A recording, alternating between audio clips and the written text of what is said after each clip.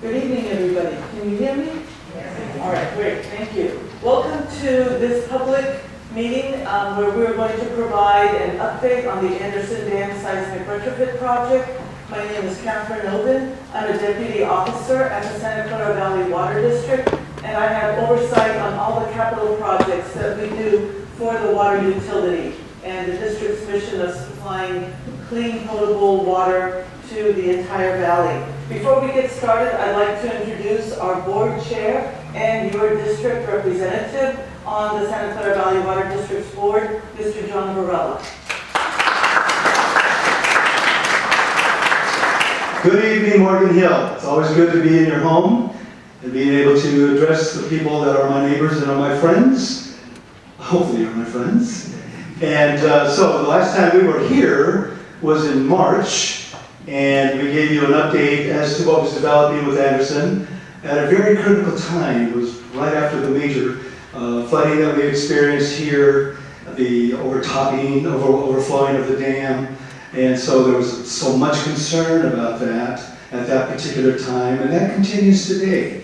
So we are here to present you, give you an update as to where we are, and of course we encourage you to ask your questions. Hopefully we'll have the answers for you tonight, but if we do not have an answer for you tonight, make sure you give us your contact information, and we or I, our staff, will definitely get back to you.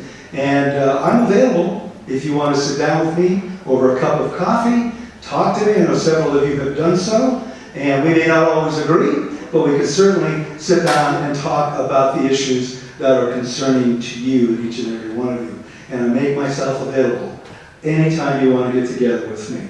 My wife will love that, by the way. So I just want to introduce, let's see, Carl Barkey. Are you still in the room? He's with the city of Morgan Hill? He just left, okay. So I'm going to give the microphone back to Catherine Oven, and she will continue the presentation from here. We'll be available for questions a little later. Thank you. Thank you very much, Chair Varela. Tonight we have with us a facilitator for the meeting to just make sure that things go smoothly. He is a consultant working for the firm of Black & Beach, one of the consultants who are supporting us on this Anderson Dam project. His name is Jim Creighton, and I'm going to give the mic to him so he can introduce himself and then get us going.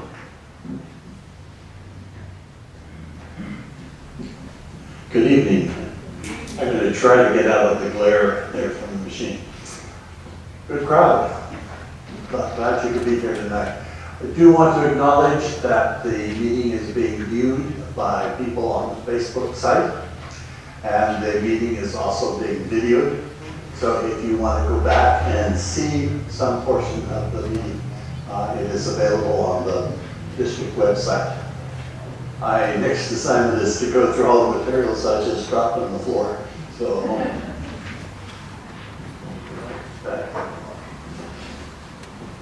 okay, on the outside is a folder that gives a little summary of the project. Next in the agenda, next in a meeting survey and comment card, and particularly if you have questions that are left over after the meeting, give us your name and address in the question, and somebody from the district will contact you. There's a single sheet here that provides you with some clue as to when you're going to have opportunities to participate in decisions about Anderson Dam. The first one will be sometime in the fall, winter, which is a scoping meeting. And for those of you who are not familiar with how the environmental process works, it's kicked off by a meeting in which you discuss what issues should be addressed in the environmental documents.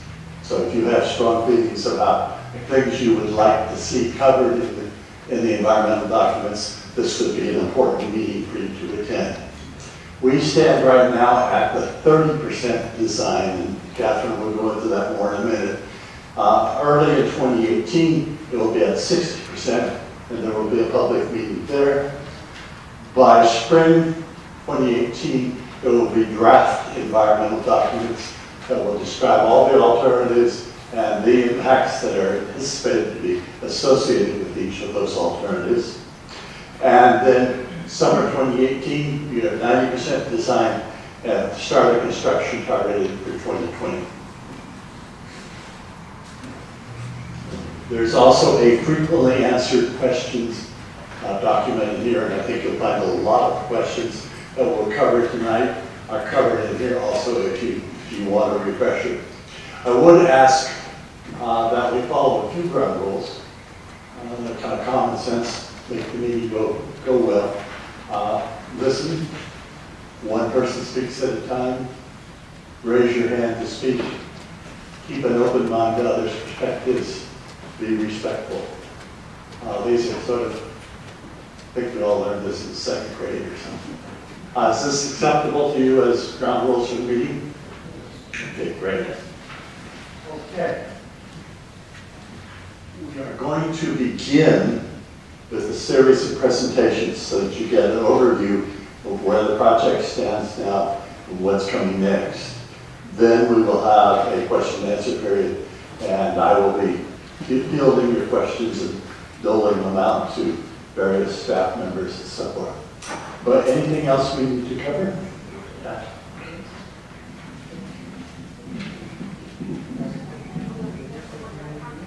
Thanks, Jim. So before we get too deeply into the project details, I just want to review a little bit who we are as a water district. If you haven't heard a lot about us, our mission is to provide Silicon Valley safe, clean water for a healthy life, healthy environment, and a healthy economy. So in addition to being responsible for the water supply of our county, we also do flood protection along the streams, the creeks, the rivers that flow through the county. And then the third leg of our mission is environmental stewardship. On the water supply side, we serve 2 million people throughout the county. We sell the water that we wholesale, import from outside the county. We treat it at our water treatment plants. We manage the groundwater basin. We sell that water to 13 different water retailers, serving 15 cities, and then primarily here in the southern part of the county, we have close to 5,000 well owners who also draw from the groundwater basin. This spaghetti picture is just a quick overview of our water supply system. A lot of big pipes crisscrossing the entire valley. We have imported water that comes from the San Luis Reservoir off of Pacheco Pass, is pumped up and brought to the valley. We have 3 treatment plants, as I mentioned before, that take that water, treat it to potable levels, and then provide it to the water retailers. We also get water from the Delta, imported water, through this orange line, the South Bay Aqueduct, that comes in from the north. Part of our county is supplied by this red line. That's the Hetch Hetchy pipeline that's owned and operated by the San Francisco Public Utilities Commission. But the job that we have is to make sure there's enough water in the pipelines that feed the demands of the people every day in the valley. Anderson Dam specifically is very key to our water supply picture. Anderson is shown in the middle. You can see it's got a volume storage of 90,000 acre feet. An acre foot is the amount of water that would be collected if you took an acre of land and put a foot of water over the entire thing. In gallons, it translates to about 325,000 gallons. It's just a term that has been used in the water industry forever, and it's awkward, but we continue to use it. It's a statewide, nationwide term. Anderson has 90,000 acre feet, and the other 9 reservoirs that we own and operate in the county together make up less storage than Anderson does. Our total countywide storage at the top, 169,000 acre feet. So you can see that Anderson has more than half of that. That's why it's such a critical component of our ability to provide water supply. I think this is time to turn the presentation then on the project and the deficiencies of the dam and how we're progressing on resolving these. And I'm going to ask Mr. Hemang Desai, he is the project manager for this project, to continue on with the presentation. Thank you, Catherine. Good evening. My name is Hemang Desai, and Catherine said I'm the project manager for the Anderson Dam project. So just to get everybody oriented, this is an aerial photograph of Anderson Dam. And what you see, so Highway 101 is here, and the way you get to the dam is to Cochran Road. And what's shown on the slide are different elements of the project. The dam embankment itself, which holds the water. And you see that at the top of that embankment is the dam crest. On the right side is the spillway. Recently, I think many of you saw it spill during winter. So that's the spillway right here. And then there is an outlet pipe which goes under the dam, and we make all our regulated flows, all measured flows through that into the creek and into our Alberton Valley pipeline, which goes to the treatment plant. So here is the source of the problem. Anderson Dam is located right here, and you see all these red lines. These are all the falls which basically surround it. On the east side, we have the Calaveras Fault right here. And then on the west side, we have San Andreas Fault. These are the two major ones. But then we have many other faults around here, small ones, which crisscross the whole valley. Anderson Dam, as shown in the star, is also, if you look at all the stars here, the yellow ones, these are all the major earthquakes which have happened near Anderson Dam, and these vary from magnitude of about 5.7 all the way up to 6.9, which was the Ophir earthquake. And in all these earthquakes, the dam performed very well. So what is the problem? Okay. So the problem is right here. DSOD requires Division of Safety of Dams and Federal Energy Regulatory Agency, who have jurisdiction over this dam. Both of them require us to design a dam for a magnitude 7.2 earthquake, which is much higher than what the dam has ever witnessed.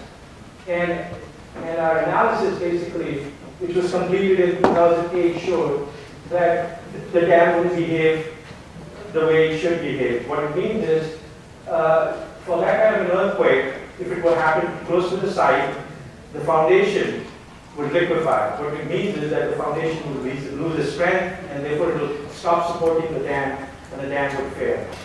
Okay, so that was one of the concerns. The other concern was, I told you that there were a lot of other faults which crisscross the valley. They also go under the dam. And one of them basically goes under the outlet pipe I showed you, which was under the dam. So if there was a movement of that fault, that outlet conduit would be compromised, and you could have some loss of the embankment above it also. Like I said, it's being regulated by both DSOD and FERC. They actually oversee all our analysis, and they also see all the conclusions and make sure that they are all for the standards. There's another issue which we looked into. It was the spillway size.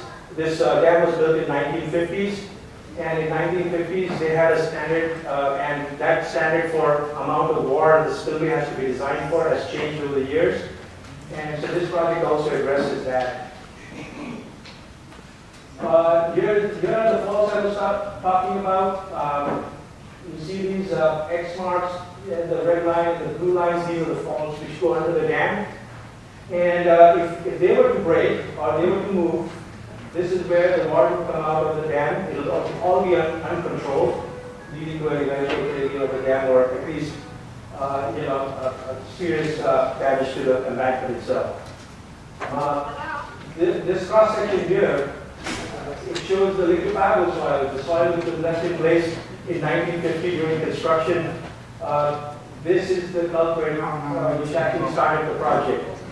This is the soil formation which is susceptible to loss in strength during the earthquake, and therefore loss of support of the dam itself. Oh, okay. I'm sorry. Let me just or maybe now you can probably hear me better. Thank you. And so in 2013, we knew about the liquefaction problem, and this was the solution which we came up with. The solution was basically buttress the existing dam and take out some of the portions of the weak soils, the liquefiable soil. But this concept had to be changed. So in 2016, we found the additional faults under the dam, the one I showed you, which traversed through the dam. And also what we found is that this gray material, the rock fill which we call it, itself is liquefiable. That means it will lose strength too. So because of those problems, to address those two problems, we had to modify our approach, and this is the modified approach basically. And what it is basically take out the existing dam, replace it with something which has all the defensive mechanisms related to the problem. Okay.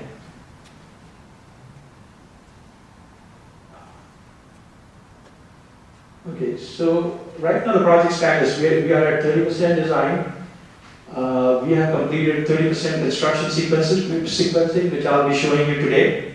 We have initiated the environmental studies, and Jim told you about the meeting which is coming up in October for scoping. And then we have ongoing geotechnical investigation, mostly for borrow side. So here are the project components. The replacement embankment, which that's the first component, will be basically replacing most of the dam. We'll be replacing the outlet pipe. The new outlet pipe will be located around the dam instead of going under the dam. And it'll have two components, the low level outlet and the upper level outlet. So instead of having one outlet pipe which goes under the dam, we have two of them now. And the spillway. The spillway modification is still being studied. We recently had a failure at Orwell, and from that, DSOD has asked us to look at other issues related to this, so we are still studying the spillway. So here's the staging area. What we plan to do for construction of this dam is close Cochrane Road from here all the way up till here. This is to make sure that the public is safe. They don't come in conflict with the construction traffic. We'll be moving close to 2.5 million cubic yard of soil, so dirt basically. And you see these are the staging areas which will develop. This is where all the trailers, equipment, everything else would be parked, and it'll be used from this storage areas. These are the areas where we'll basically stockpile all the dirt which comes from the site or it comes from borrow sites, Basalt Hill, which is located over here, or it comes from the dam itself. So we plan to use a lot of the portions of the dam, and we want to reuse it basically. And in the process of construction, it'll all be stored in these areas shown with blue outlines. Okay, so two of them are in the reservoir. We don't see them impacting the traffic. However, the one here, all right, which is about a mile and a half from the dam site, we see that it has potential to basically impact traffic. So what you see here, in order to avoid any traffic impact, what you see the yellow dashed line is the haul route. This haul route will be basically located away from Malaguera, away from Cochrane Road, and basically it will go very close to Coyote Creek. It will cross Coyote Creek a few times, and that's where you will see majority of the traffic, the construction traffic. So this is a little blown up, slide of that same thing. So this is the haul route basically going up to the dam site, up to storage, stockpile storage area A basically, which is the major stockpile area. There will be bridges here, here, and there is one more right here, crossing the creek. But these are all temporary bridges right now, which we'll be using to cross the creek. There's another bridge which was washed out here on Coyote Creek in 1997 flood, and that used to provide access from Burnett Avenue to the county parks property. And you see this trail, this wide trail. We are trying to design our stockpile areas and construction traffic to avoid them. and to make sure that these trails are basically usable throughout construction. So here is a little bit more detail showing the new bridge we'll put across the Burnett Avenue, which will provide access from 101 to the stockpile area. All the imported material basically would come from there. And so this is how it will look. So this is stockpile area A, Anderson Dam, and any traffic which will come on 101 will basically come on Monterey Highway, turn on Burnett Avenue, and basically offload into the stockpile area A. All the off-hauling would be done the same way. And so with that, I'll hand it over to Catherine. She'll give you a few more details on the construction sequence. Thank you very much, Hemang. So I'm going to go through a series of slides and try to explain how we're going to take this dam down and then build it up and protect the community at the same time and work within some constraints that are going to be put on us by the environmental regulatory agencies. So this is the existing dam. Don't worry about the colors. We're just putting different zones of different materials there for our own purposes. But again, it's a cross section. Morgan Hill is down here. This is our pool of water that's stored behind the dam. So in year 1 and 2, the first thing that we're going to do is we're going to build a tunnel. It's what we're calling it now is a temporary diversion tunnel. That's going to operate during the entire construction period because we're going to have to keep this area dry. We're going to have to keep it as dry as possible even during the winter seasons, and I'll explain that in a minute. So water that comes into the reservoir will basically drain through this tunnel and be discharged to Coyote Creek. When it's time, when the tunnel is built, and this could take between a year and a year and a half, that's why I'm calling it year 1 and 2. So you won't see a lot of work going on in the first couple of years because we'll be blasting through the side of the mountain there to put the tunnel in. When the tunnel is built, we're going to dewater the reservoir and the water will flow to Coyote Creek. We will discharge it at a level that will keep it safe for the downstream portion of Coyote Creek. So that's year 1 and 2. Year 3, we can only work from April to October, so just in the summer or the dry season.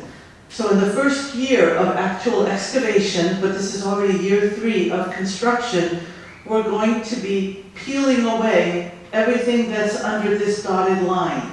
This is the original height of the current embankment. The current top of the embankment is at exactly 647 feet above sea level. So in this first season, we're going to take it down to elevation 570. That's where all the haul trucks are going to be working to move all of this dirt to those stockpile areas that Hemang was talking about. By October, this is where we'll be, elevation 570. Then we have to button up and wait for winter to come and go.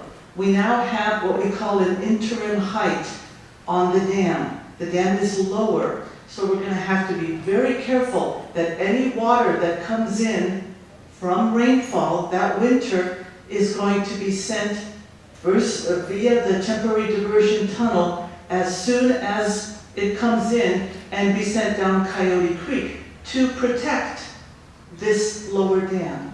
All right. Next spring comes, year 4, we're going to go even lower. So again, we have a 6-month period to work. We're going to take that interim dam down from 570 feet elevation to 470. So another 100 feet down. And now you've got that remnant core that you may have seen in a previous slide. So that's going to happen, but we're not done. In the same season, we have to then start filling.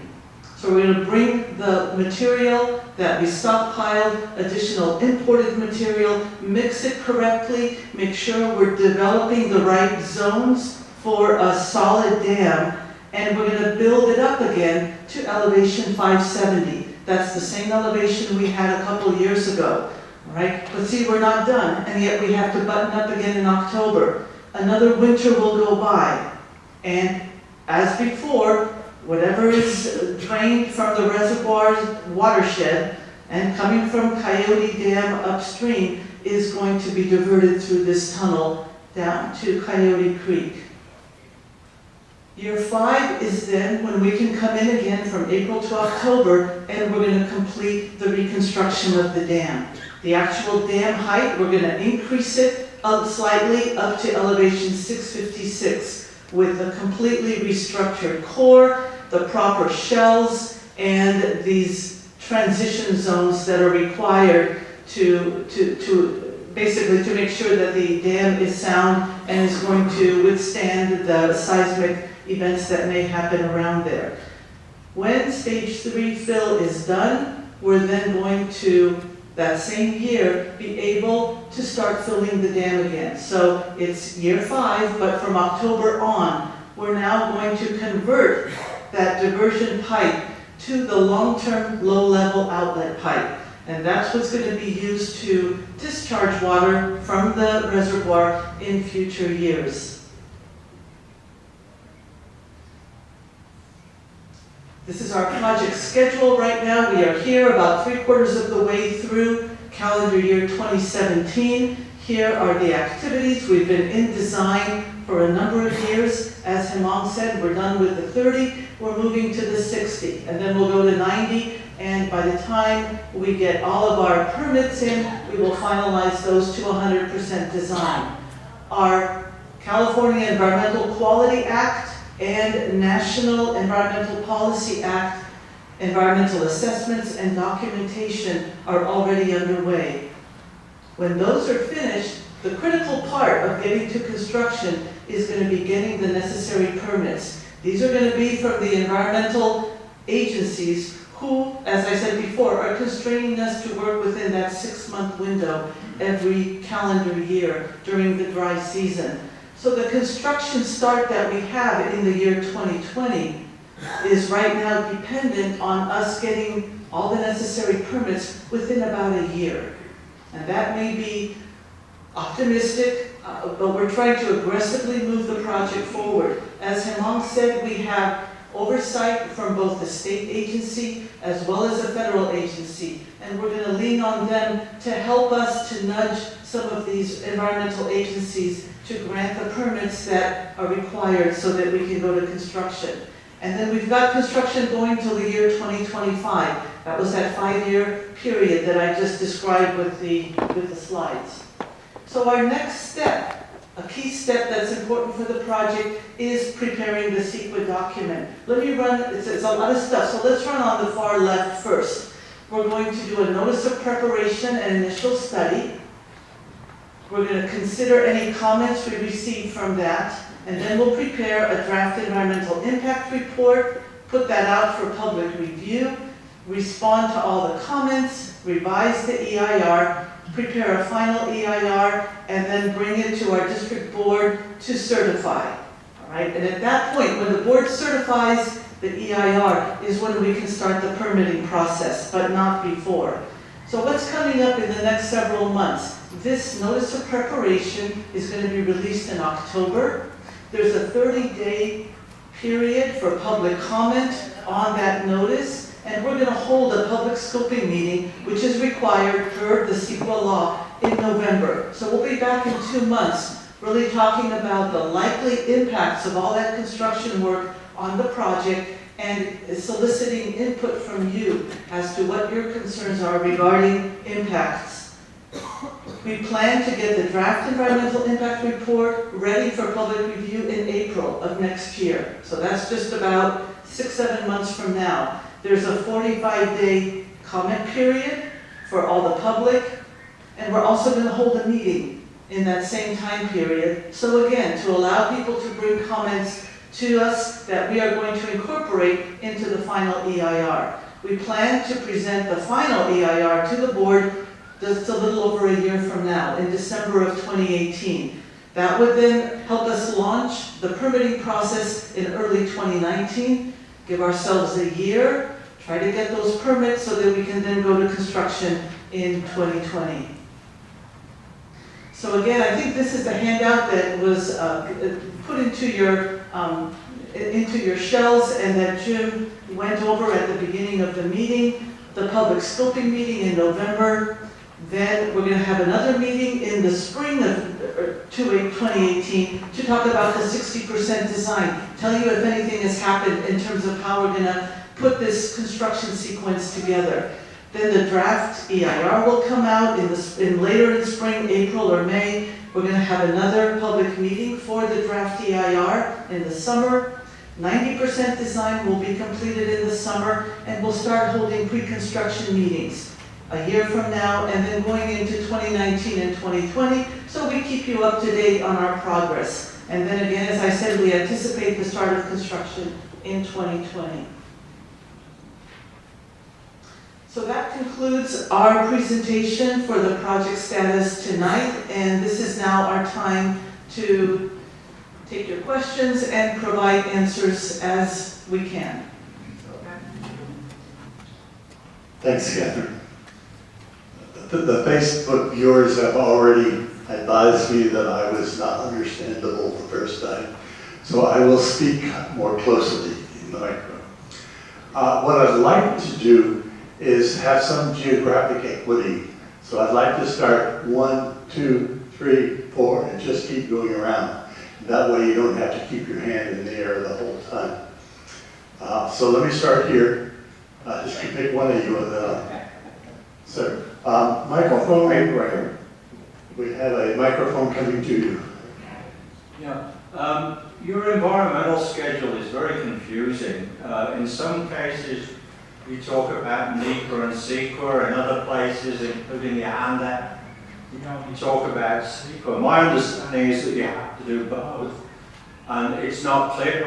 Are you preparing a single document, 2 separate documents, or what? And you need to have the NEPA requirements on your chart as well, because their processing is different than CEQA, and so your time schedule might not work as you've shown it here because of the different state and federal requirements. So I think it would help the public for full disclosure if you showed both the CEQA and the NEPA process, if that's what you have to do. Thank you, that's an excellent question, and we will definitely wrap in the NEPA process when we come back in November for the scoping meeting. I understand that this is confusing. We were actually trying to keep it simple and just discuss the state requirements that are on us. But you're right, the NEPA document is going to be a separate document, and that has its own process. We are constrained, though, from beginning our permitting only by CEQA. So once the CEQA document is done, this draft EIR, or the final EIR, is approved certified by our board, we can start the permitting process, even if NEPA is not fully completed yet. And that's our plan. Somebody brings a lawsuit based on NEPA? The question was, even if somebody brings a lawsuit based on NEPA, we will deal with that at the time. We're going to be very transparent and fully disclose our entire process at the time. So you make a very good point, and we'll just address that as appropriately as we can at the time. But as I understood, what your concern was, since they are 2 separate processes, it's hard to portray them side by side. They may move it slightly different. It may not be slight, it may be significantly different. Question over here. No. Please. Back here, the woman in the purple.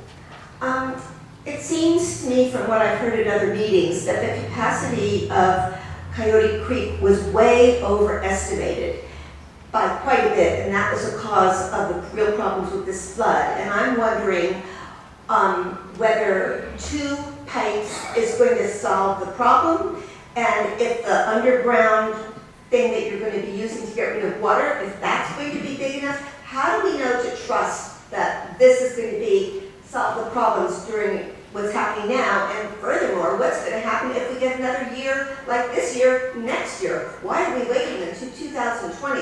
It just seems like meetings. Why are we not getting construction on this faster? Okay, I heard 2 questions there. First one being, Since your question is the underestimated the capacity of Coyote Creek. Overestimated, okay. Will 2 pipes be sufficient to drain it out, particularly if we get something wet in the next few years? And that was the other question, is how can this be moved up so that this problem can be addressed sometime before 2020? So I'll answer the first question about, is 2 pipes going to be enough? And this is the slide that shows both the new low-level outlet pipe that's going to fit into that tunnel that we're building during construction, or before we start work on the embankment, and then what we're calling the high-level outlet pipe. The low-level outlet pipe is going to have a capacity of, is it 1,500 cubic feet per second? Okay, sorry, I'm a little too high, again, overestimating. A little over 1,000 cubic feet per second. Right now, the outlet pipe that we have, it's not shown here, but the one that comes underneath, it has a capacity of about 425. So we're going to have an increased capacity through that new low level. The upper level could have a capacity as high as 3,000 or 4,000 cubic feet per second. If we use that high-level outlet, it would be for emergency purposes only. The way we're looking at it right now is if the new dam is constructed and there is a significant seismic event, a significant earthquake in this area, and our reservoir is full, then DSOD may call us and say, you know what, just for safety purposes and abundance of caution, draw down that reservoir as quickly as you can. We would then have the ability to discharge a lot of water, which would come down the spillway. All right, the pipe is connected to the spillway and then come into Coyote Creek. That is always going to have to be balanced by the amount of capacity in Coyote Creek downstream. You're absolutely right. During construction, we'll be using, it won't be the finished pipeline, but we'll be using that tunnel. This is what the path of the tunnel is going to be. We're doing a lot of statistical analysis. I don't want to go into too much detail, but what we're going to be aiming at during construction in the winter, when it rains, is to discharge about 1,000 cubic feet per second. And our statistical models show us that for the most part, that's going to maintain the reservoir at a safe level during the winter, so it won't overtop the interim dam, and it's not going to affect the downstream residents. If we send 1,000, maybe if necessary 2,000 cubic feet per second, that's an operational situation that we're going to have to monitor very, very carefully during each of those winters when we're working with an interim dam height. All right, and we're already planning on the operation of the system during those winters, so we can be prepared. If it's going to be a dry winter, then it's not going to be an issue. If it's going to be a wet winter, we're going to have to be very proactive, and as soon as it starts raining, we'll have to be discharging continually to try to drain that reservoir, but we'll have a much bigger capacity to do so than we do with the current dam and reservoir. The second question. The second question was, why you're waiting to 2020? What's going to happen if we have wet winters before 2020? What's the guarantee that we're not going to have another flood in this coming winter? 2018. I had a barn that had 8 feet of water, and it cost the city of San Jose a fortune because they filled 6 40 cubic yard dumpsters with stuff from my property. So the risk of flooding is always going to be with us. We live in an area that is very flashy. That means when it rains, the creeks fill up very quickly from the runoff in the local areas and head downstream. We have a lot of people living very close to the creek. They are always going to be in some risk of flooding. Even when this dam construction is completed, we will never be able to completely eradicate the dangers of flooding. And with what we've seen in Houston and in Florida just this past weekend, even people who have been outside of what they call floodplains, especially in the Houston area, were significantly impacted by this storm of biblical proportions, so to speak, that they got 50 inches of rain in a matter of days. But I digress. The reason why we're not out there constructing now is because we have to go through these legal procedures, developing and writing an environmental impact report. We really can't write a good one until we know exactly what the activities and the impacts of our project work are going to be.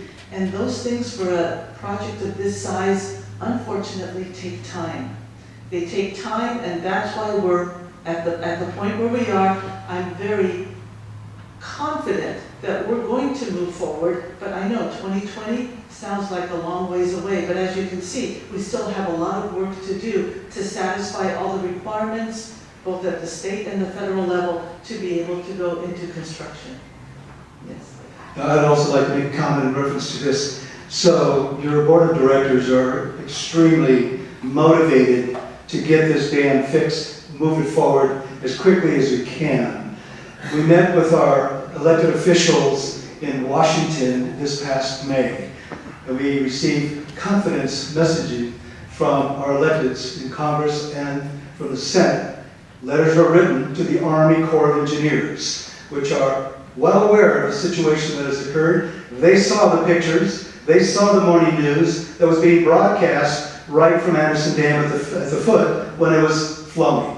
So they're aware of the necessity of the urgency that we have. We do have to go through these processes, and that's what we're doing today. We're doing our best to expedite the process. Prior to the discovery of these faults, which was in 2013, 2012, we were well on the way to get this dam repaired. But the faults were discovered, everything came to a screeching halt. So just a little back history so that you understand what the board of directors is trying to do to keep you safe with this dam. Okay? Next question back here. Please, I'd like to call the questions. Yeah, okay, it is back. Before you do that, as long as you're describing the process, could you tell us what a DSOD is and what a FERC is? DSOD, apologize that we didn't explain it thoroughly at the beginning, is the Division of Safety of Dams. It's a state division under the Department of Water Resources. It has oversight on all of the dams in the state of California. Right? The Federal Energy Regulatory Commission is a federal agency. We are under their jurisdiction for Anderson Dam because we have about a 1 megawatt hydropower facility at the base of the dam. And that has put us, when you open up a power plant below the dam creating hydropower, or using hydropower to create electricity, you come under their jurisdiction. So we refer to DSOD and to FERC. These are state and federal agencies that have to approve every single step that we take on the deconstruction and reconstruction of this dam. That also adds every deliverable that we prepare and design has to be reviewed and approved by staff in both of those agencies. So we send a lot of paperwork around, and those things take time. Okay, we'll take the one back here, then one up here, and then we'll start around the room again. Thank you. My name is Brian Sullivan. I live on Eagles, which is the next street over from Burnett. Could you go back to the slide where you're showing the route on Monterey Highway, Burnett, to staging area 8? That's it there. When you come down Burnett, you're going to come right by Sobrado High School, as well as 3 or 4 different farms that are operating today, as well as homes and home parks. Have you done any study on that and what the disruption to that's going to be and safety and all those other concerns?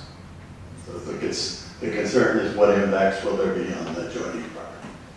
And that is a very excellent point. We are aware that as the trucks come off of Monterey Highway and go along Burnett Avenue, that there are residences, and Sobrado School is right there.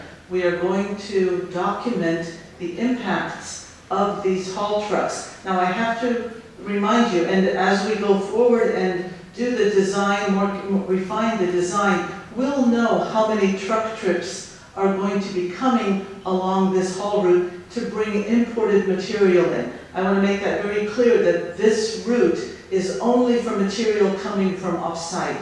So all the material coming off of the dam itself is going to go along that yellow dotted haul route that we had showed earlier. So this is only for imported material.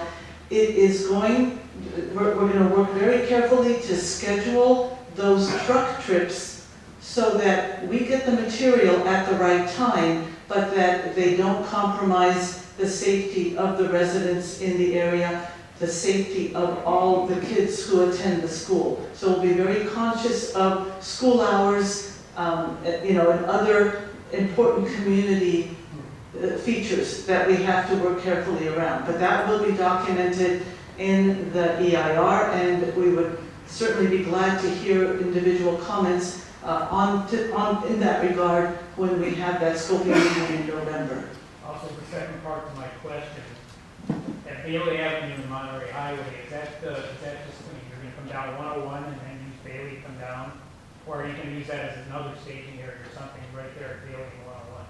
So the question was, at the Bailey Avenue exit, are we going to have another staging area, or are we going to just be coming off of 101? And the answer is yes, we'll be coming off of 101. So trucks carrying imported material may be coming from the north on 101, or they may be coming from the south. But they will all exit at Bailey rather than at Cochrane Road. There's another concern then, right there at Monterey Highway and Bailey is the charter school. Also another issue to be concerned with. Thank you very much. We will definitely include that. Okay, over in here. I saw the blue t-shirt first. Why don't you wait until we have a television audience?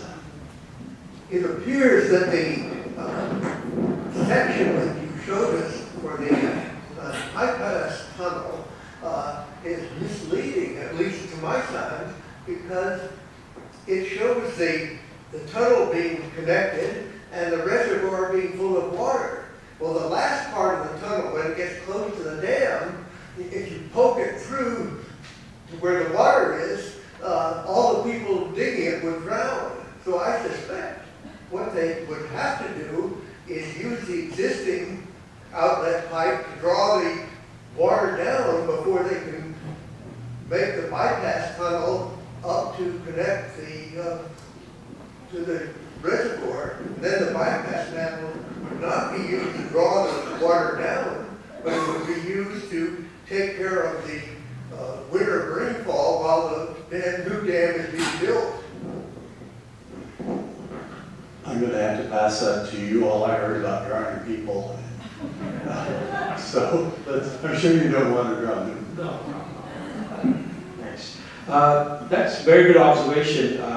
The last part of the tunnel won't be built using conventional tunneling system. Okay, so if you look at the cross section, okay, right. So it won't, this last part portion right here, that won't be built using conventional tunneling system. It will be built using a microtunnel and it will be a lake tap. Okay, so it's a method by which you construct a tunnel under a head of water, basically. So nobody drowns. Okay. All right. Up in here, I guess that's no. We're going around this way, so it's up here now. Pardon? I got one back there.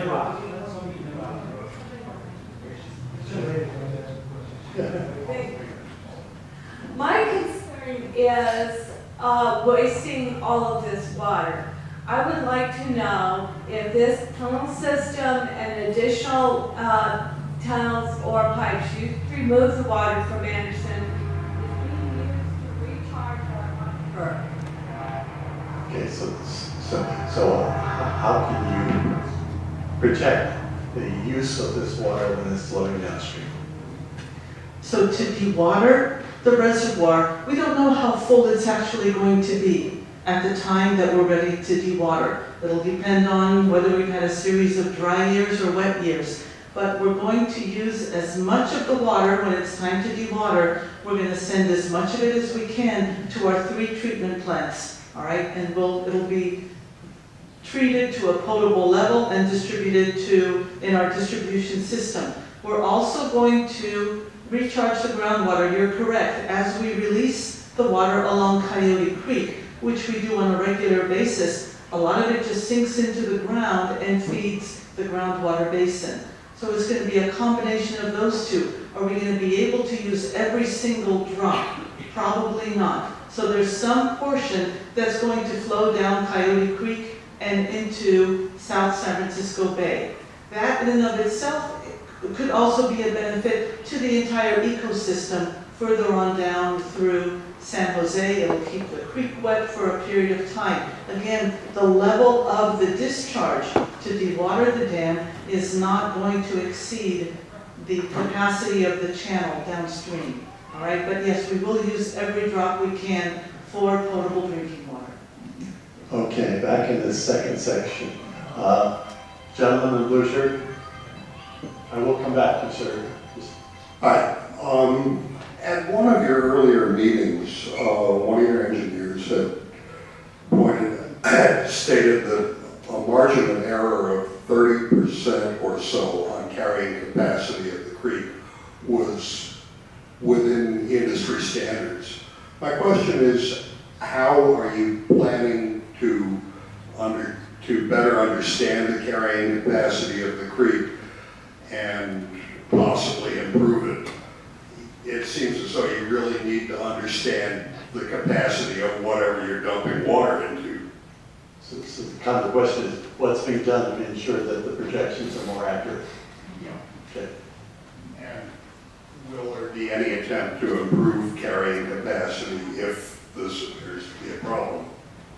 Thank you. Very good questions. So we have also asked one of our staff who has been significantly involved in the Coyote Creek evaluations and assessments of what can be done in the short term to improve the capacity, especially in the more vulnerable areas. His name is Afshin Rouhani. He is here, and so I'll ask him to address the question. Thank you, Catherine. Good question regarding a very technical issue, which is basically how do you calculate channel roughness in stream, and that's one of the things that controls how much a stream can carry downstream. So I think what you recall is correct in terms of the Manning number, which is the measure of the roughness of the channel.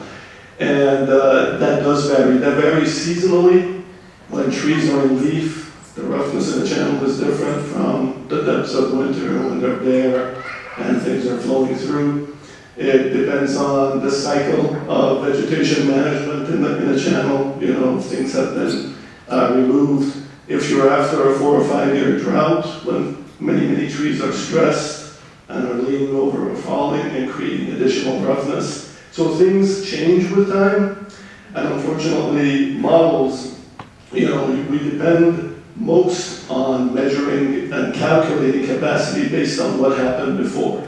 So a very high water event like the flood of 1997, that kind of controls our modeling because we look back on that, we measure what the water level was, we measure what the flow was, and from that we calculate what the roughness was. And that's the best way you can measure roughness in a channel is with an actual event.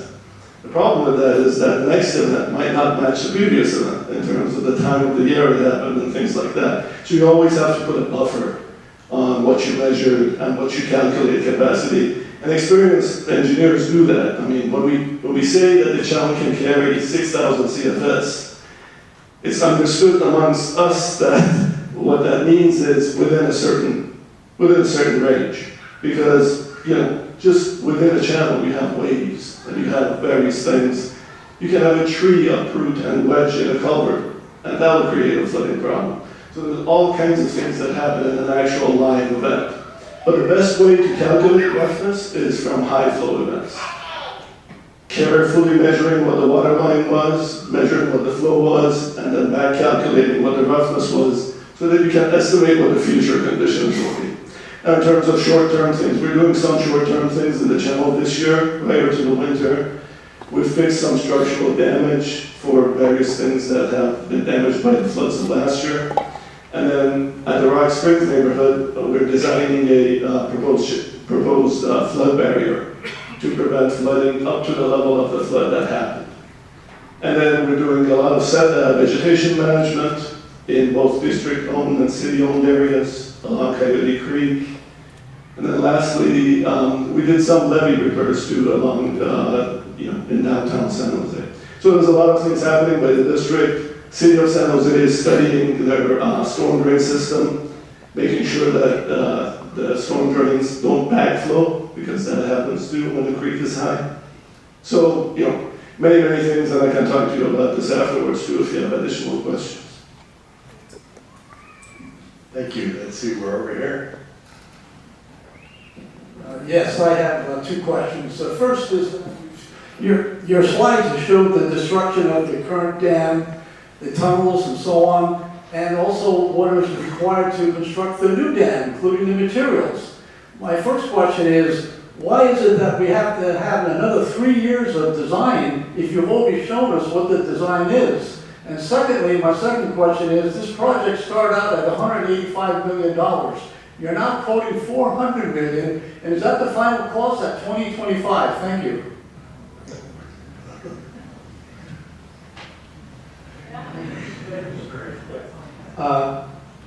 To answer your first question, why are we replacing this dam with, if the material look the same, why are we even designing it?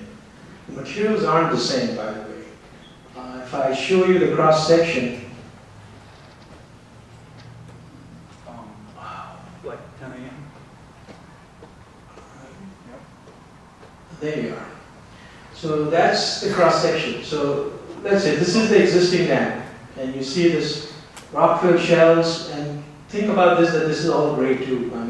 That's the existing dam, where this brown stuff is also gray. And you have a core and a transition, two transitions, which we're not sure about if they exist or not. If you look at the new section, okay, except for the core material, which is clay, most of this material is all engineered. This was not engineered.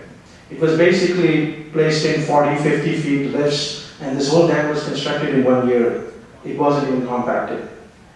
Okay, so the other problem is what was left in place. A lot of the stuff that was left in place is the cause of the problem. Okay, and if you look at this design, all that has been taken out. All right, all the foundation has been cleaned, and then I talked about the faults which travels the dam. This dam wouldn't even stand at the offset. If there was an offset under that fault, this dam design wouldn't cut it out. You see this? This is the new stuff we are putting downstream. This is all new material. It's a sandwich drain, basically. All the materials are different. All this has to be designed. It's a new loading condition. It's a different type of a dam, different problems. In addition to that, obviously, if you do any construction, we need CEQA, the permits, so on and so forth. So all the design effort is basically in trying to have a dam with all these defensive mechanisms which will address all the problems we've identified so far, which were not even understood in 1950 when this dam was built. The other question was dramatic increase in the total estimate cost project.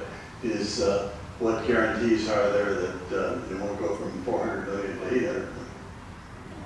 So the original estimate which we gave you was in 2013, and 60% of the problems were not known related to the dam. At that time, I think the estimate was about $200 and some million, and that has doubled with the new. What we are doing right now, in the old design, all we were doing is removing this, building these buttresses here, and removing some of the material which was objectionable. That's all. Okay. This construction is basically removing the whole dam and then replacing it. Yeah. So the cost is really a function of They're really two different projects. Let's see, I saw it here, up front here, then we'll start back over. Yeah, I see you there, but don't hold your arm and get tired, because I gotta go. I'm interested in the closure of Cochrane. Will it be for the full 5 years, or will it just be for the April to October timeframe when you're actually doing the construction work? Okay, so whole time or just construction? The portion of Cochrane which we plan to close down during construction, more likely than not, it will be the first thing that will be closed and probably the last thing which will open up. The reason being, all our staging areas and all the construction basically happens in this area right here, where the existing parking, county parks are, and most of the hauling will be done along this creek too. Okay, and we don't feel that this area would be a safe place for traffic, ordinary traffic. We're talking about huge haul trucks here, off-highway trucks, close to 40, 50 tons. I mean, these are huge trucks. And so we don't, this will be closed for almost all 5 years. If I live on a place that uses Cochrane Road to enter and exit, what happens to me? So, what we'll do is for a few houses which are very close to Cochrane and which we have to go around quite a bit, we may make it an exception where we may let them in and out, and provide some sort of egress for them. Down in here, this gentleman. I understand that not only Anderson Reservoir, but Guadalupe, Lexington, and Stevens Street were supposed to get modified also. Why was Anderson Dam chosen to be the one to be done? You would think you'd use the smaller reservoirs to have practice on, and then. So, were there other projects planned, and why Anderson Dam first? So yes, we are undertaking similar seismic retrofit work at Calero Dam and Guadalupe Dam. The design for those is in about the same place as Anderson. We're about 30% done. We're starting the CEQA documents. We don't plan to have NEPA as part of that, so that may simplify things. And you're absolutely right. It's quite possible that one of those other dams could be ready for construction before Anderson. Calero is one of the ones that I showed you at the beginning, holds about 10,000 acre feet, so maybe 10% of Anderson. And because of the way that our water supply system works, we cannot have both Anderson and Calero under construction at the same time. There would be very little water to distribute to people, and that's because of our complex system of how we move water around the valley. So if Calero is ready with all its permits, it's a smaller dam, yes, we would love to do that first, all right? But Anderson is really the one that is causing the most concern in terms of its possible impacts to the public in case there was a failure. Yes, Calero Dam would fail, and there are residents downstream of that, but it's not the same magnitude as what would happen with Anderson. If both of them are ready to go at the same time, if we get permits for both, we're going to have to sit down with the staff at Division of Safety of Dams and say, which one do you want us to do first? But again, because the permits for Anderson may take much longer, it's a bigger project, it's going to have more impacts than Calero, it is possible that Calero will be done first. The Calero project will take 2 years to construct, which means that Anderson will then have to wait for Calero to be done. So you're absolutely right. We would be here all night if we had to talk about the other two retrofits that we're doing. So we're focusing on Anderson here. Calero is not in Morgan Hill, neither is Guadalupe, but yes, we're underway on those projects as well. Okay, let's see, I think, help me out, guys, are we here?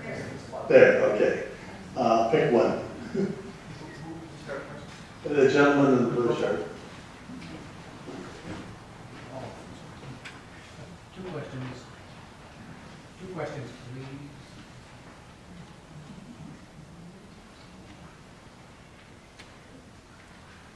Theo, can you see your mic? This is not working.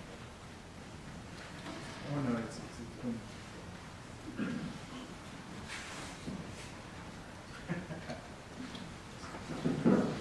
2 points. Number one, Coyote Reservoir is directly above Anderson. How will that be impacted by this? And number two, I don't think there's a soul in this room nor in the whole area that is totally frustrated by how long this is taking. It looks like it's just a big bureaucratic quagmire. This dam was built in one summer in 1950 with equipment that was World War II surplus, essentially. I mean, little shovels and little dump trucks. We're talking 5 years with machines that can move a house. You know, why so long? It's jeopardizing our water, it's jeopardizing people below the dam. It just seems like it's totally out of control as far as the bureaucrats. So the first question was Coyote Reservoir. What impact will it have on that? And the second is, once again, why is it taking so darn long? So Coyote does discharge into Anderson Dam, and all our design and all our construction details are going to account for that. So it will remain operational during construction. Okay, the second question is why aren't we moving as fast as we should? Just to give you an idea, in 1950, when they constructed the dam with a small shovel and war surplus, they constructed this dam only using 4 sheets, and that's part of the problem. You know, what they used was basically substandard material, and the way they constructed it would never fly today. So that's the other issue. The other problem is obviously the CEQA, the NEPA process and all that. I mean, we have to jump through all those hoops, and therefore it takes much longer. Okay, back in the 1950s, we didn't have CEQA, we didn't have NEPA, we don't have the Department of Safety of Dams. We didn't have any of that. Back in those days, you found a piece of dirt, you could build on it. You didn't need all these special permits. You didn't have the Army Corps of Engineers. You didn't have any of the funding mechanisms that we're all trying to get money to build these projects that we're involved with. The federal dollars, the state dollars, your dollars. It was a much simpler time, no question about it. It's as frustrating to us as it is to you to have to go through these processes. It's called the regulators. All the groups that we are talking about, that includes the environmental groups. God bless them. They're here for a reason, to protect our wildlife and our habitat. But all these different groups and regulations that the water district, your staff, your board of directors have to listen to and get approvals from before we can put a shovel in the ground. And that's the real reality of why this is taking so damn long to build this dam. Back here. Sir, let me get someone who has an ask. Why not build a cellular coffer dam? It seems to me there's a lot of questions in here about protecting the lake, the drinking water, the environment, as well as the environmental impact report. It seemed to certainly lessen that, make it easier to get that approval. Why not build a cellular coffer dam, keep the lake during this period? Coffer dam, keep the levels up. So we did look into a cellular coffer dam, by the way, and the problem is the height of that, the practical height which is achievable using a cellular coffer dam. What we found is that if you go above 60 feet, it's not going to work. And we may have water in there, at least in the first season, what you saw, but it could be more than 60 feet, and that's the reason. I thought that cellular coffer dams were used instead of double double wall cofferdams, and the minimum level started at 20 meters. You know, that's when you basically implement cellular cofferdams when it goes above 20 meters. So your understanding is it is possible to go above the 60 That's feet? when you start to use a cellular cofferdam at about 20 meters. And I think in this place where we were going to place it, there's a limitation there. And the constructability and the foundation of the cofferdam and all were questionable. Yes. Your arm must be sore going up and down. I have 3 questions. My husband couldn't be here tonight. He wants to know what's going to happen to the fish, for one question. The second is the blasting. I understand there's going to be dynamite to blast this as it goes through process. How often throughout the day is that going to happen? I work from home. And the third question is why they said they're going to drain the lake starting in the spring of 2019, but it's going to take you 2 years to build the temporary tunnel. Why can't the water stay until the temporary tunnel's done? So let's start with fish. We are studying the impact on the fish through the CEQA process. So that's all being taken care of as we design it and as we study the impacts of our construction on the fish. The second question is blasting, basically. We see most of the blasting happening in the tunnel itself and in the areas which we will borrow material from, which is this area right here. And all that will be controlled blasting. It won't be, uncontrolled. That means you won't see things flying around and, big, huge noise and stuff like that. It will be all controlled blasting, and the blasting will be done in limited hours. It won't be like it will be 24 hours either. And your third question was about the tunnel itself and whether there will be water in the reservoir when we are tunneling. There will be water in the reservoir when we will be tunneling for in the first year. Yeah, the boating may not be accessible. I just wanted to add, because I know that even in years past, people have expressed concern about the blasting that may go on. And one of the ideas that we had offered then that we will continue thinking about is that we may have some kind of an alert system for people who want to give us their cell phone numbers. We can send out texts on the days that blasting will take place, so that you know ahead of time. We can even provide hours, because we will be carefully managing the construction work day to day. So those kinds of, with our technology that we have today, those kinds of systems are easy to put in place. And if they're going to help people prepare for the day ahead, then we'll be happy to incorporate something like that during construction. This gentleman right here. Thanks. The parks at the base of the dam, how are they going to be affected by the project in terms of, are they going to be damaged? What happens to the trees? Are they going to be restored? Very good question. So those staging areas that are outlined in yellow there, where Hemang said will be parking equipment, trailers, construction trailers, etc., we will have to remove quite a number of trees there. So if you want to call that damage to that part of the county park, it will be damaged that way. However, as part of this project, and again, so that we can get the necessary permits, we will be designing a restoration plan for that entire area between stockpile A and the actual dam embankment to make sure that we will restore. Now, granted, when the equipment leaves and the construction trucks are gone, we regrade the area, replant. We're not going to be putting mature trees in, right? So it's going to take time for the trees to get to the maturity of the existing trees today.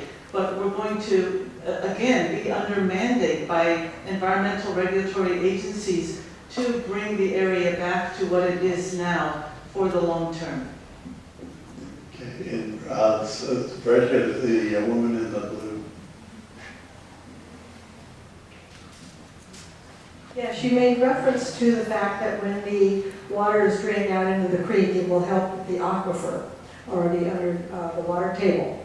But the dam itself or the lake itself is such a major groundwater basin that the adding of that water through the creek can't nearly make up for the loss of the water that's going into the underground table from the lake.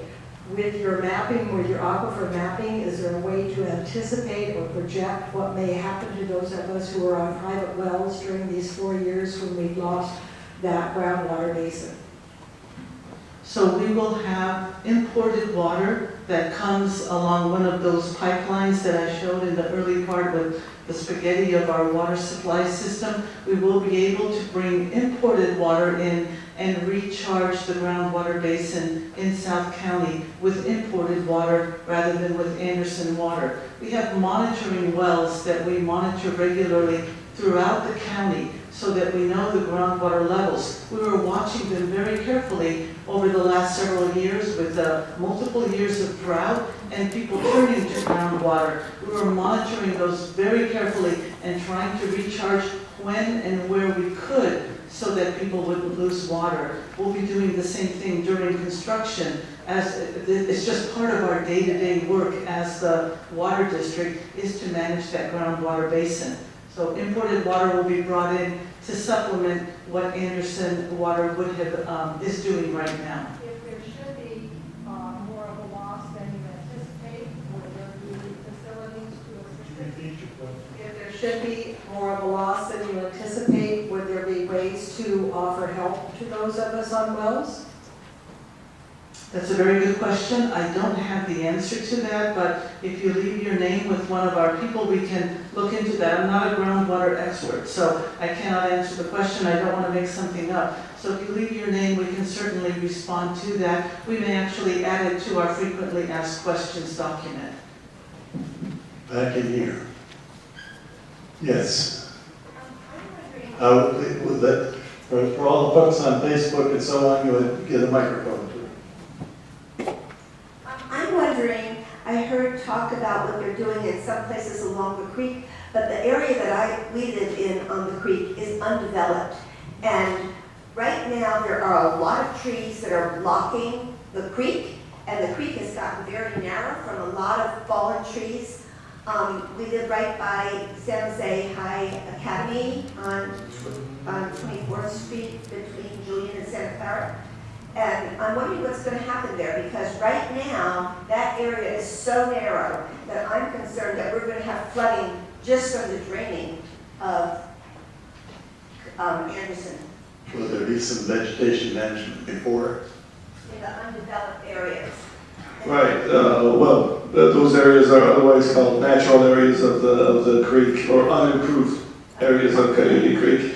And it varies. Generally, things like tree jams, debris barriers, things like that can be addressed, and we have been working on that along a lot of the reach of the creek, including, I believe, in maybe not exactly in the area that you're specifically referring to, but upstream and downstream from it, and based on the mapping that's provided by the city and our own crews.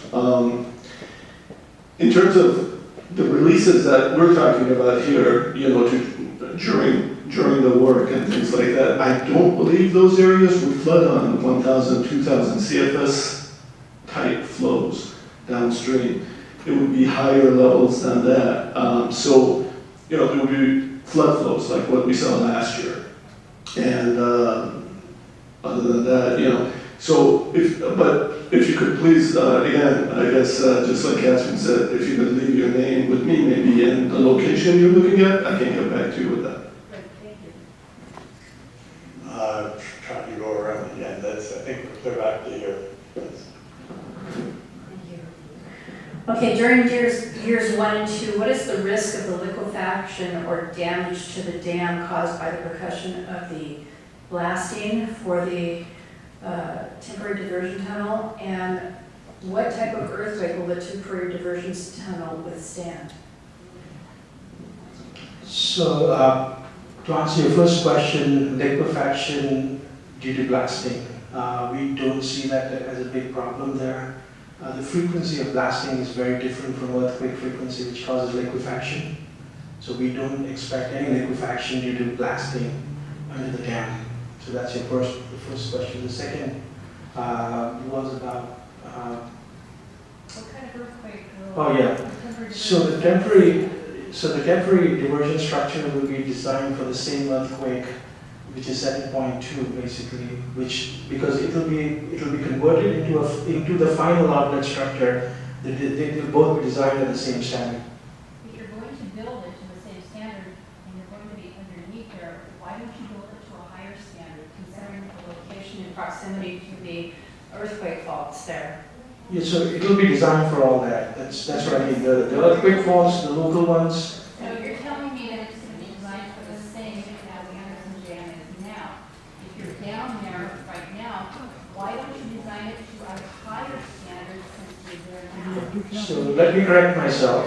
What I meant was it will be designed for the same level of earthquake, which is 7.2 magnitude earthquake, as the dam itself. The dam will be designed for 7.2, the outlet pipe will be designed for 7.2, and since the virgin structure will become the outlet pipe, it will be designed for 7.2 also. I think the issue is, what is it designed for now, and how did you arrive at 7.2? I'll start and maybe Hemong can correct me if I'm wrong, but 7.2 is considered the maximum credible earthquake that would happen along Calaveras Fault in this vicinity, in the vicinity of Anderson Dam.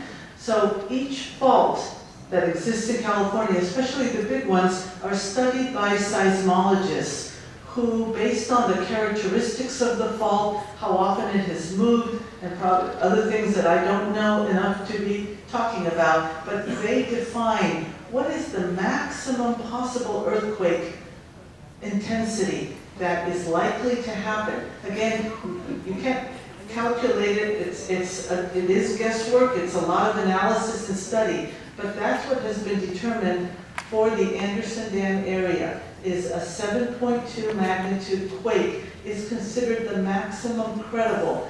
In other words, highly unlikely that you would get a shaker that would be stronger. Catherine, you're correct. What maximum credible earthquake means is the largest earthquake the fault can produce based on geology and tectonics. So look at this map. You see all these small earthquakes varying from, not small, but medium size, from 5.7 all the way to 6.9. We are looking at 7.2. Now this is a logarithmic scale, so it's an order of magnitude higher than the largest earthquake which took place, Anderson. So how many of you were here, living in Morgan Hill in 1984 and experienced that earthquake? Raise your hand. Very few. Let's say a little more than, less than half. I was here and I experienced that. There was quite a bit of damage in this vicinity, in this community, as those of us that know. The majority of it was centered up in the foothills. A good maybe mile, 2 miles from ground center, which is Anderson Dam. And as you heard, it has survived the majority of the earthquakes that have hit, including the major earthquake, which is Loma Prieta, it's 6.9 earthquake, as opposed to a 6.1 earthquake within the vicinity of the dam. So these are estimates, and this is what we're basing this on. Hopefully we're correct, and that we won't experience those earthquakes. But we live in California, so we will experience earthquakes. Okay, are we back here? I go here, and then this gentleman here. Two questions. One, are you in coordination with the High-Speed Rail Authority, because you're going to be building at the same time as the High-Speed Rail is building? And two, if you're talking about the magnitude of an earthquake, didn't Mexico just have an 8.1, which was unforeseen? I think they're wondering whether they can run the high speed through your tunnel. We are aware of the high-speed rail project, and we do, we have some idea of what the impacts would be impact related to the contractors, material availability and so on and so forth. But are you talking to them? No, we haven't talked to them yet. All right, and okay. So your second question was about Mexico City earthquake. This is different tectonics. That's subduction zone. This is also subduction zone, but the geology here is very different. So the maximum credible earthquake here is 7.1. I've heard about earthquakes of 8.9 in Krakatoa, but that's different geology altogether. So the point being that each fault has a different maximum credible. So this is the maximum credible for this one, if I'm not here. Okay, let's go this gentleman here and then up here. No, it's behind you, right there. With regards to the high-speed rail, you better start checking with these people because they're going to shut down one lane of Monterey Highway each way, and they're going to build a 70-foot extension in there, and you guys are building. So that's going to be a big issue on Monterey Highway. The traffic's for it already. I can't imagine it happening. Second thing is, why not reduce the risk of the reservoir level now while you're, stuff that you're doing to lessen the risk to us below the dam. You're recharging the groundwater, right, by creek. Why not lessen the reservoir more? You got in trouble last year. Why not lessen it now? So thank you again for the comment on the high-speed rail. That will pass that on to the people that are writing our CEQA document, because that potential impact to our project is going to have to be tied in. So we will follow up with the authorities of the high-speed rail in the near future. Secondly, why do we not reduce the level of the dam, or the level of the reservoir now even more? So we are now at a level that is 55 feet below the top of the dam. So if you remember earlier in the presentation, Hemang had said that the maximum credible earthquake could cause a slump of 25 feet from the top of the dam. So if the reservoir level was 25 feet below, it's actually another 30 feet down, then you would still be, you're going to be protected. If the earthquake hits the maximum credible and we're 55 feet below the top of the dam, you're going to have another 30 feet between the top of the slumped area and the actual water surface elevation. That is a very conservative number. The value of that much freeboard has been evaluated carefully by the Division of Safety of Dams and the Federal Energy Regulatory Commission. Now, what we have to think about and keep considering is that Anderson does not just provide groundwater recharge. Anderson water is used to supply our treatment plants. So the water that we store there is part of the day-to-day water operations, as I said earlier, to serve 2 million people. We're right now trying to balance that safety factor versus how are we going to supply water to Santa Clara Valley with this important reservoir. Anderson is also important because the water from San Luis off of Pacheco, that water can be delivered and stored in Anderson if there's a problem at the San Luis Reservoir. So Anderson is an important backup to that imported water system that we tap off of. Our board may consider lowering the dam further. That's something that we're evaluating right now and reporting to a board committee for the purposes of reducing the amount of spills from the reservoir in the event of a very wet year such as we experienced. We're going to be taking a proposal, staff will be taking a proposal to our board committee in the next several weeks about lowering the reservoir even further at the beginning of winter and keeping it lower. However, that potentially sacrifices next year's water supply, and because we make regular discharges from the reservoir year-round, it could impact fish and other parts of the ecosystem in the creek if we run out of water and there is no water to discharge during the summer. So there's many different factors. It's not an easy problem to fix, but thank you for bringing it up, and I do want to reassure you, we are looking at that and we'll be coming to our board for that decision within the next few months. We are at the announced time for the end of the meeting, so I need to start winding down with the questions. Sir, here at the blue shirt. Oh, what's the one back there? I'm sorry. Just another, I just wanted to add one more thing, or another point of confusion or concern. you know, it's gonna be a big impact on the community if you, that's a big project and you guys are gonna shut down. We're gonna be in the middle of a construction zone. There was some concern about the schools, Bravo, et cetera. We've also got a problem with traffic here. I don't know whether you all have noticed how much the traffic has gone up lately. And you're gonna shut down roads. I mean, that's really gonna impact people's lives. And they brought up the high-speed rail project that's gonna be going on at the same time. That's gonna tear us up. We're gonna be gridlocked here.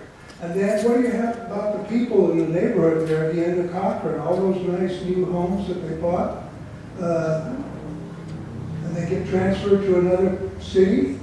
Are they going to be able to sell their homes? Are we doing anything to protect people during this period?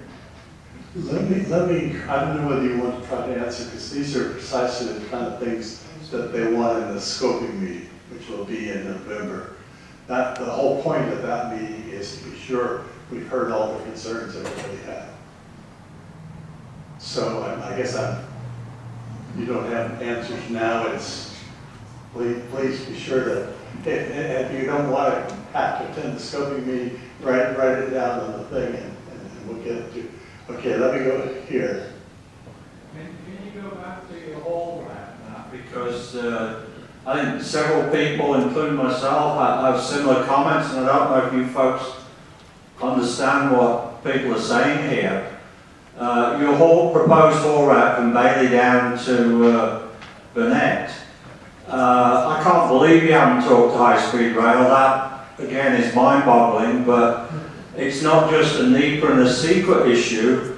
The reality is that you may not be able to use that as a haul road because of your friends at high-speed rail building their system in the very same area that you want to use as a haul road. It's not going to work. I mean, this is not just environmental, this is common sense, and one agency being not, for some reason, not talking to another agency with the project in the same darn area. Please, both of you, get your acts together. Yeah, I mean, we will address it. Like Catherine said, we'll talk to the high-speed rail construction folks and come up with a solution. In light of the time, I see 3 hands up now. Let's go with those 3 and then give people a chance to leave if they want. Let's go with the gentleman in the lime green. Yes, I have a question. Wouldn't it be easier just to have a temporary exit of 101 and not do this whole thing from Monterey? I mean, it looks like this yellow stockpile area is right next to 101. That's true, but right now there is no infrastructure supporting it. There are no off-ramps, on-ramps. We'll have to build a whole interchange. And that's basically going through Caltrans, and it's there right away, basically. But anyway, that's an idea that you could include in the scoping. Okay, the gentleman in the blue shirt.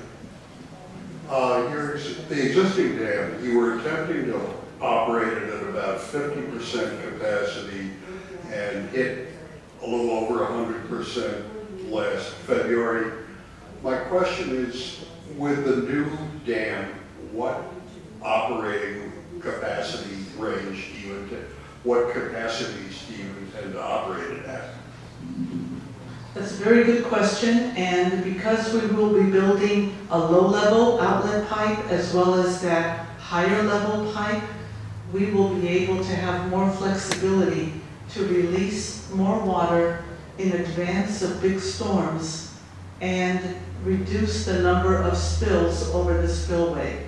That is the plan. I cannot give you the specifics now because that's something that our operators are going to have to figure out. But there is going to be the ability to draw that reservoir down faster than we were able to do with our existing outlet pipe in the future. The gentleman in the hat in the back. My dad used to say, you spend enough money, you can put a man on the moon. At $400 million, I don't think you're going to pay for the Apollo program, but you're getting up there. My question goes back to the cellular coffer dam. Everything's feasible with enough money. You're already spending $400 million.